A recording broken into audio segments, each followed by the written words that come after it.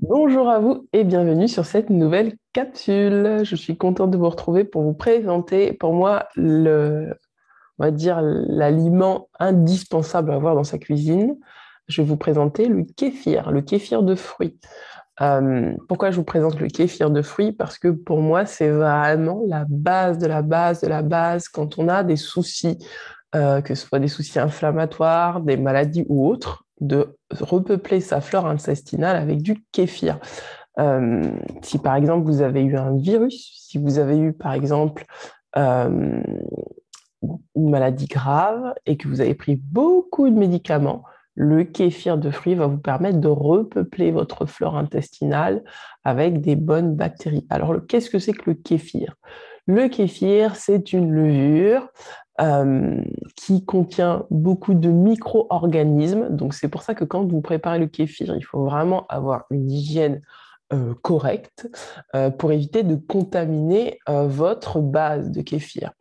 Euh, et comme ce sont des micro-organismes, donc des bactéries lactylo, etc., lactylobacilles, etc., c'est important donc de ne pas utiliser de produits qui tueraient les bactéries qu'il y a dans votre kéfir. Ça veut dire que le miel dans le kéfir, c'est à proscrire.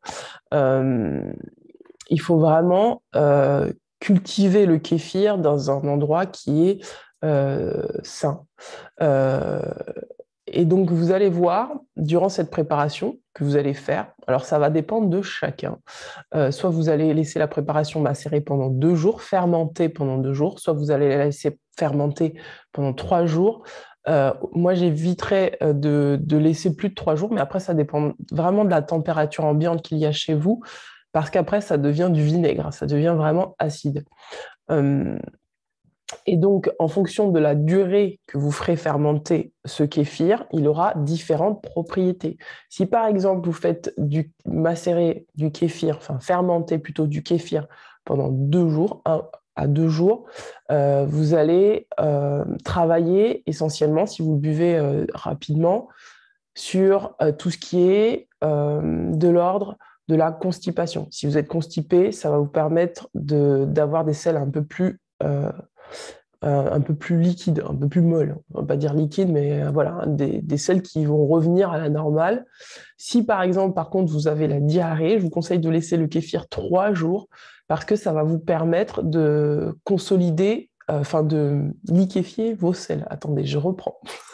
Je reprends. 2 jours, c'est quand vous êtes constipé. 3 jours, c'est quand vous avez la diarrhée, d'accord? Donc, ça s'équilibre comme ça. Donc, donc voilà.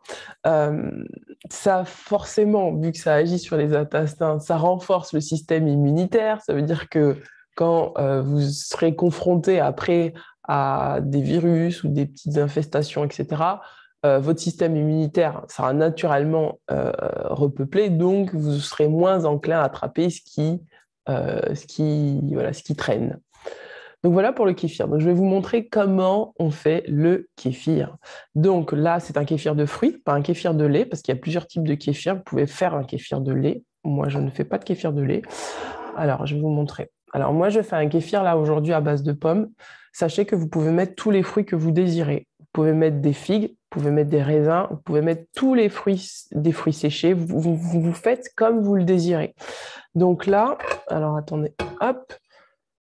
Donc là, en fait, pour ma préparation, donc surtout, alors je le dis surtout, le kéfir, ce n'est jamais, alors jamais surtout pas mettre de cuillère en inox dans le kéfir. Ne pas mettre de cuillère comme ça dans le kéfir, hein. Sinon, ça tue votre kéfir. C'est vraiment quelque chose de très délicat, le kéfir. Donc, je vais vous montrer comment c'est. Si j'arrive à récupérer les petits grains de kéfir. Alors, attendez, je vais voir si je peux avoir autre chose.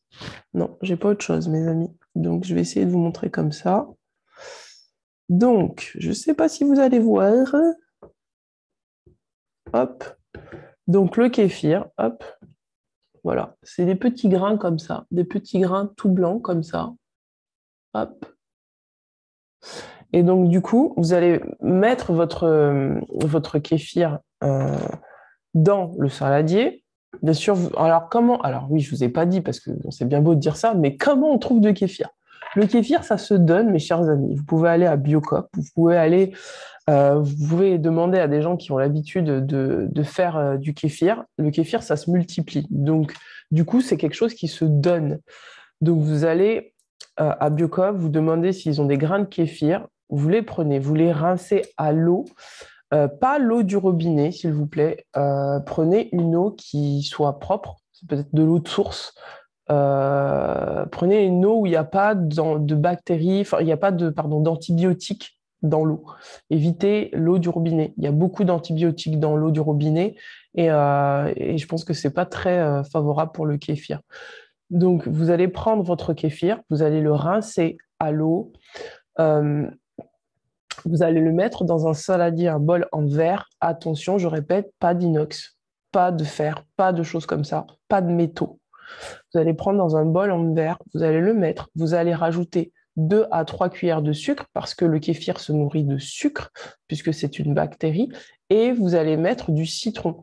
Vous allez mettre un demi-citron ou un citron entier selon vos goûts pour que l'acidité puisse permettre aux bactéries de se développer. Ensuite, vous allez découper vos fruits. Si par exemple c'est des pommes, vous allez les découper, vous allez les mettre dedans et vous allez les laisser macérer. Si par exemple vous avez des figues, vous ne découpez pas les figues parce que vous serez embêté après quand vous allez découper les figues. Il y aura toutes les petites graines de figues dans le kéfir. Et quand vous allez rincer votre kéfir, ça va être compliqué à gérer. Donc, je vous conseille de laisser les figues en entier si vous les mettez comme ça. Ne les découpez pas, ne les coupez pas. Euh, voilà, vous allez mettre des fruits qui ne vont pas se désagréger dans le kéfir parce qu'après, c'est tout un compliqué, quoi. Enfin, en tout cas, c'est le conseil que je vous donne. Donc, vous allez mettre vos fruits. Vous allez mettre donc de l'eau.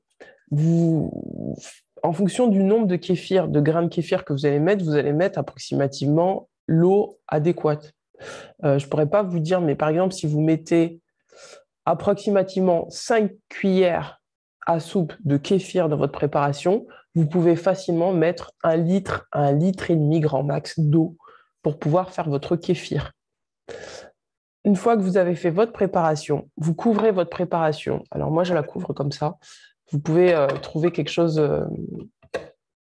enfin voilà, trouver ce qui vous paraît correct pour couvrir la préparation, pour qu'il y ait le moins d'air qui passe dedans, d'accord? Regardez là, c'est bien fermé. Surtout, vous évitez tout ce qui est en métal, il faut éviter, même si ça ne touche pas, évitez le métal. Et ensuite, vous allez couvrir votre préparation avec un petit torchon, comme ceci.